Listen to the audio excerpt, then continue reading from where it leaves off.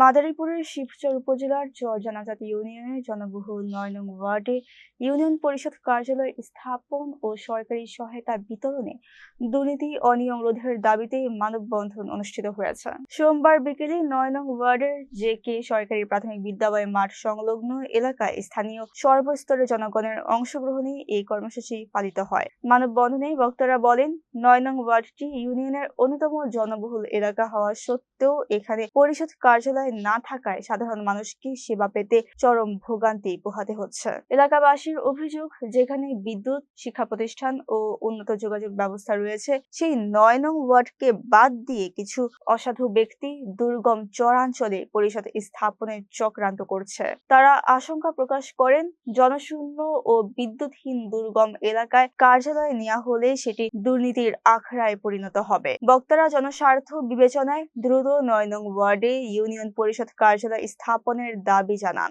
এ সময় উপস্থিত ছিলেন নুরুল আলম হাওলাদার, এনামুল হক নুহু মোল্লা, আরিফ মোল্লা, কামাল মোল্লা, রতন খান ও রাসেল মোল্লা সহ এলাকার বিপুল সংখ্যক সাধারণ মানুষ। তারা সংশ্লিষ্ট কর্তৃপক্ষের দ্রুত হস্তক্ষেপ কামনা করেছেন।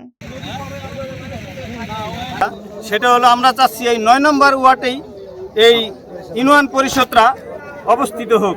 এখানেই ইউনিয়ন পরিষদরা রাখলে আমাদের সকলের ভালো হয়। এখানে বিদ্যুৎ আছে, রাস্তা আছে এবং কি উপরের সাথে আমাদের সংযোগ আছে, যোগাযোগ ব্যবস্থা খুবই ভালো। একটা জন্ম নিবন্ধন লাগবো, বাচ্চা ভর্তি হবে, স্কুলে ভর্তি করতে হইব, সেটার জন্য আমাদের যাইতে হচ্ছে শিবচরে ঘন্টার পর ঘন্টা যায় আমরা অপেক্ষা করতে হয়েছে। আমরা এটার তীব্র নিন্দা জানাই। আমরা সর্বোপরি আপনাদের বিশেষভাবে বলতেছি যে আপনারা এটা পর্যবেক্ষণ করিয়া আমাদের এই জায়গার যথাটাইমে যে জায়গা হয় সেই জায়গায় আপনারা নির্ণয় করেন। ফেসবুকে চরজানাজাত ইউনিয়নের 2 বছর পর্যন্ত আমাদের বাড়িতে কাজ চলছে। ইউনিয়ন পরিষদের সব কাজ আমাদের বাড়িতে চলছে। চলার পর ফিলিয়া হেরা উপার নিয়ে গেছে। উপার নেওয়ার পরে যদি নিচে আর আনা হয় নাই, না আনলে ফিরে ওখানে রয়ে গেছে। এখন ইউনিয়ন পরিষদ নিয়ে হেরাটা বাইতারি খেতে আছে। এরা ওই 2 বছরের মধ্যে নিয়ে যেতে চাইগা। 2 বছরে কোনো মানুষ নেই, জন নেই, কয়েকজন মানুষ নেই, খালি মাছ মারে। আর কোনো মানুষজন নাই কে, বুঝছেন? ভালো কোনো মানুষই নেই কে, কারেন্ট নাই, বিদ্যুৎ নাই, রাস্তা নাই, ঘাট নাই, কিচ্ছু নাই কে। এই ইউনিয়ন পরিষদ, এই চরজানাজাত ইউনিয়ন, এই ৯ নং ওয়ার্ডের মধ্যে আমরা অন্য কোনো আইন চাইতেছি না। অন্য কোনো আইন দিলে মানুষের ক্ষতি ছাড়া কোনো লাভ হবে না। প্রতিষ্ঠানটি আমরা ৯ নং ওয়ার্ডে চাই।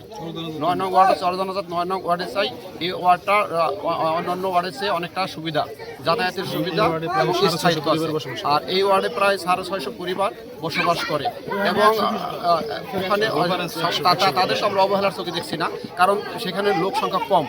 আমাদের এইদিকে লোক সংখ্যা বেশি। এছাড়া আমাদের এই শিবচর ভূখণ্ডের অনেক লোক বসবাস করে, তারা আমাদের এই চরেই আসতে বেশিরভাগ সুবিধা পায়। এবং সবার ৮০% লোকের যে স্বার্থ, এই স্বার্থ জন্য আমরা এই ৯ নম্বরে ইউনিয়ন পরিষদ বাস্তবায়ন চাই। এই দিন আর একটা কারণ হলো, এই ৯ নম্বর ওয়ার্ডে যাতায়াত ব্যবস্থা ভালো এবং বিদ্যুৎ সংযোগ আছে। এজন্য এখানে ৯ নম্বর ইউনিয়ন পরিষদ কার্যক্রম চালাতে কোনো অসুবিধা হবে না। এখন যেখানে নিতে চায় দুর্গম এলাকা, সেখানে অস্থায়ীভাবে জনশূন্য, মানে অস্থায়ীভাবে কিছু লোক বসবাস করে, যারা জেলে এবং যারা কৃষক, তারা খালি তাদের জেলে মাছ ধরার জন্য কিছু লোক বসবাস করে সেখানে বিদ্যুৎবিহীন। এবং সেখানে বর্তমান চেয়ারম্যান তার ইউনিয়ন পরিষদের অনিয়ম করার জন্য আপনি তারা যেখানে না দিন যাইতে পারেন, বা আমরা যারা সচেতন আছি সেখানে যদি না যেতে পারি, সে একার ইচ্ছাভাবে অনিয়ম করতে পারে। সেজন্য তার নিজের স্বার্থের জন্য ওই চরজানাজাত দুর্গম অঞ্চলে ইউনিয়ন পরিষদ দিতে যাচ্ছে।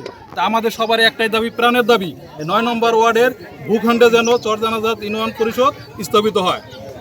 তো আমাদের চরজানাজাত ইউনিয়নে একটি হাই স্কুল ছিল, যেটা ইলিয়াস আহমেদ চৌধুরী উচ্চ বিদ্যালয়। তিনি আগের যে সরকার ছিল এবং যে এমপি ছিল, তাদের সাথে জনস্বার্থের এবং জনগণের বিষয় বিবেচনা না করে তার স্বার্থে তিনি এই ইউনিয়ন পরিষদটা এই চরজানাজাতের ভূখণ্ড থেকে আমাদের পার্শ্ববর্তী যে ইউনিয়ন মাদ্দচরে সেখানে দিয়ে দিছে। তো এটা আমরা চরজানাজাতবাসীর সর্বস্তরের জনগণকে নিয়ে নিন্দা জ্ঞাপন করছি। ঠিক আছে। আর আরেকটা হচ্ছে, এবং আমরা চাই তো উনি আমাদের যে ইউনিয়নের যে বিভিন্ন কার্যক্রম আছে, সরকারি যে মালামালগুলো আসে, কিছুদিন পূর্ব বিজিএফের কিছু চাল বিতরণ করা হয়েছিল, সেখানেও তিনি প্রায় ২ লক্ষ টাকার উপরে চাল আত্মসাৎ করেছে। এটা আমাদের কাছে ডকুমেন্টস আছে এবং প্রমাণ আছে। আমরা আপনাদের মাধ্যমে আমাদের ঊর্ধ্বতন যে কর্মকর্তারা আছে তাদের কাছে এটার আমরা ন্যায্য বিচার এবং দাবি জানাচ্ছি। ধন্যবাদ আপনাদের।